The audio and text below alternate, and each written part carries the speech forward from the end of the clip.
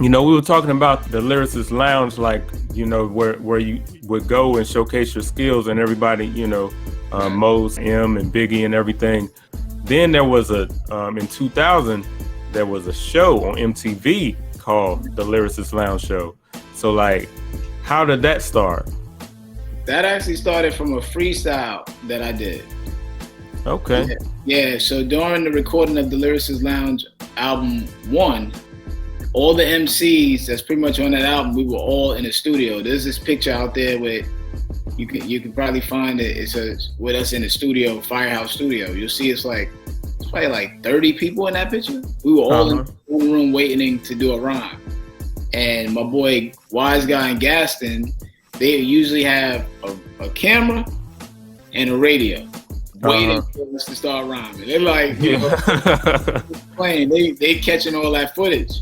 Yeah. So, lo and behold, that day when the camera came to me, I did a tutorial on teaching people how to rhyme at home. Oh, okay.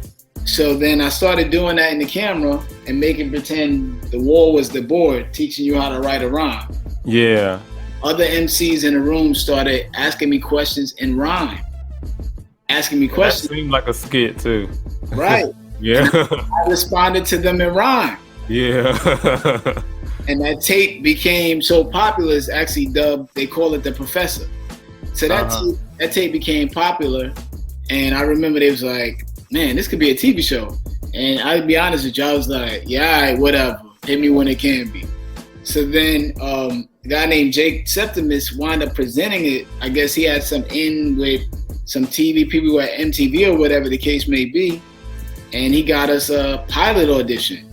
So then Danny and Ant of the Lyricist Lounge, they had to figure out what talent would pull us off. That's where the genius came in from them.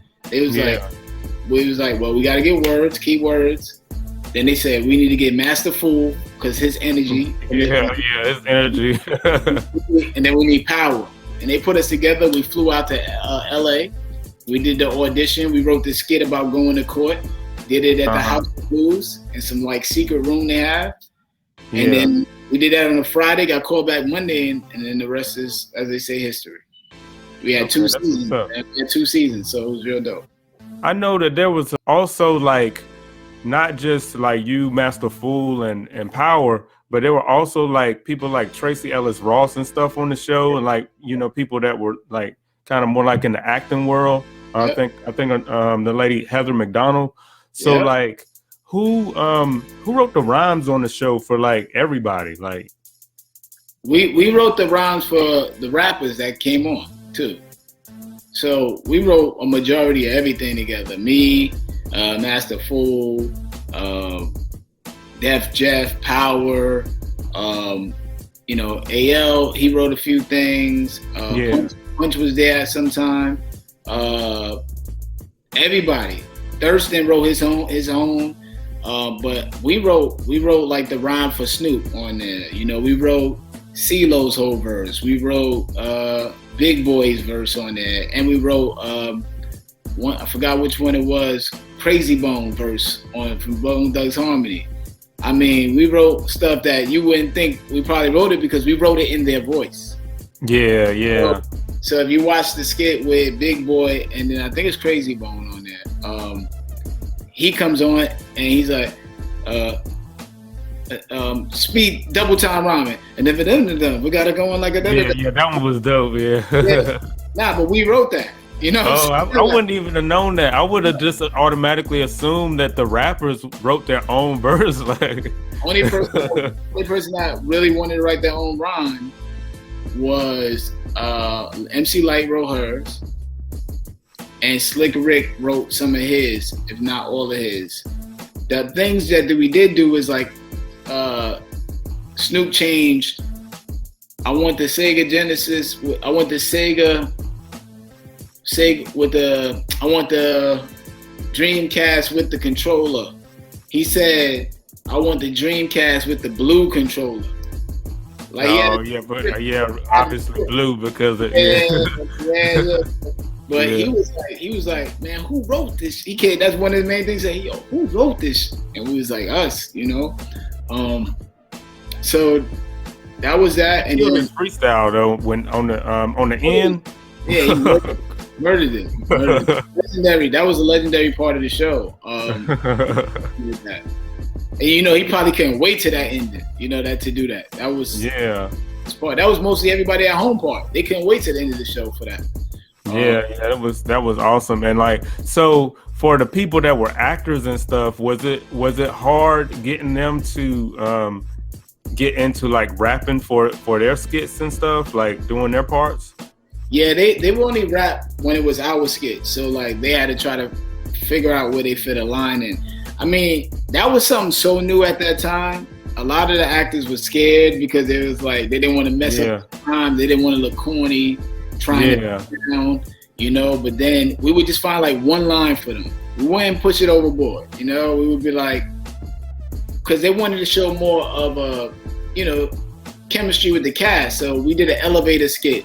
And we gave I remember that one. Yeah, so we have one of the actors in one line there, So we try to get them in there to show more of a chemistry with the cast.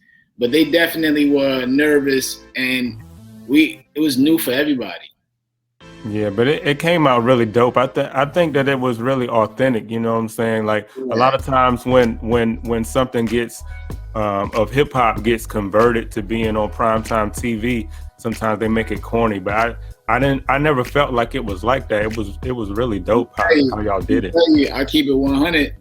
The first few days of, first we meet, talk, discuss what we're doing.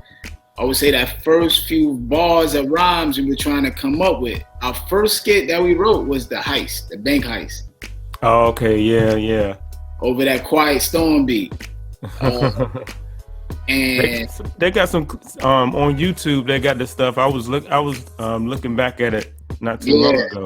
Yeah, and I'll be honest with you. That was the first rhyme we wrote, and when we first started writing it, we were like trying to figure out. Let's not get too crazy technical with it, and the world. So that rhyme. When we first started writing that rhyme, we got that rhyme together and it started coming together and everybody could understand it. We was like, oh, this is going to be a go. Because we knew the rhymes, even to this day, sound fire. They're going to be classic bars because we knew how to keep it simple but clever. And that's what we were worried about. Because remember, I'm coming from the underground. Where you don't want yourself to be looking crazy, like. He dumbed it down too much, so we couldn't do that. So that's why. Good morning, Sharon. Your name is Sharon, correct? We had to make the withdrawal and endorse the check. Forget the check and just make the withdrawal. We like making sure the rhymes sound crazy. And we could have been like, good morning, we want your money out the bank. Make sure that you do. We was like, the conscious effort of how do you talk to people that aren't like us, right, without losing us. Mm-hmm. As we wrote those bars, we was like, okay, if I say good morning, Sharon, your name is Sharon, correct? Everybody understand that, and my flow sounds not like I'm sacrificing. So right. It was discussions though, as far as we had to figure it out. Remember, we're doing something nobody ever did. So now we're trying to figure out, how do I write this rhyme for 300 million people and across the globe to understand me without jeopardizing the streets that heard me rhyme for real. And we found a good balance with it. And then once we found that balance, it was, we wrote stuff for Common. We wrote stuff for, we wrote everything that, for the most part, like I said, it's only probably like 2 people that wrote their rhyme. Yeah. So like, what would you say are like some of your favorite sketches from the show? The Ledge is legendary. Me and Mosa on the Ledge. Yeah, on the Ledge. That's legendary. The bank heist is we're rhyming over the Quiet Storm beat. You can't get no better than that. Yeah, you can't get no more gutter than that. Man, at that time, bananas. One of the ones that I like is where y'all had that it was like a football sketch, and it was like every time somebody left the huddle, you would talk about them, like, that was ill. I remember writing that, man. That was second season. We was living in a hotel until they found a new house, because we lived in a big mansion the first season, and then we didn't know we was coming back second season, so they gonna keep the house open for us. And then we came back second season, and we had to stay in a hotel for a few days. And I remember just like sitting at the table and writing that, man. I literally just wrote that whole thing sitting there, and I literally remember sitting there. And like 42, and take steps 3 seconds down, and like writing it, and then I was like, I don't know how I'm gonna end this. And Fool came with the last line. Oh, okay. He said, "It's a quarterback fake. You with me? Break." Yeah. That's genius. Yeah. Quarterback fake, because I'm faking everybody out through this rhyme. Right. And not even just saying, I'm being fake as a quarterback fake. It's just a perfect ending. Like, there's nothing better than that ending for that rhyme, Yeah. Do you still keep up with your cast members from the show and stuff? Yeah. I've spoken. I would say I've spoken to everybody in like the past maybe year or so. Like, we're all friends on Facebook, and then like Instagrams and stuff, and then like call up and stuff like that, FaceTime. Yeah, so that's been dope, man. I would say that's been dope. And I think that bond is still there because everybody has seen us become successful outside the show. Right. Everybody kind of was like crazy and lost it. You'd be like, I can't mess with that person. But like, you can see my man Power is real big with social injustice. If you ever found Power Malu online on Instagram, super big. Okay, I'm gonna have to look him up. Yeah, I remember him from the show, but I'm not following him on Instagram yet. Social injustice. Fool, he just recently dropped the album, I think last year, and he's still trying to maintain with putting more music out. Me and Mike are on Facebook, so I might just happy birthday talk on there. So yeah. So is Heather. We're on Instagram. Heather's on Instagram and Facebook. We talk. Marty, speak to him on Facebook. Yeah, I remember him. And then Tracy, speak to her on Instagram and stuff like that. Yeah, I keep in touch with everybody, and I think it's because everybody's maintained their own stardom without right. You know what I'm saying? So I think that is real dope. I think that's real dope, man. So let me ask you though, so like since the show was so groundbreaking, no one had ever seen that, like with people, mixing comedy with rapping. Like, why do you think that it didn't last longer than, what do you say, 2 seasons? 2 seasons, yeah.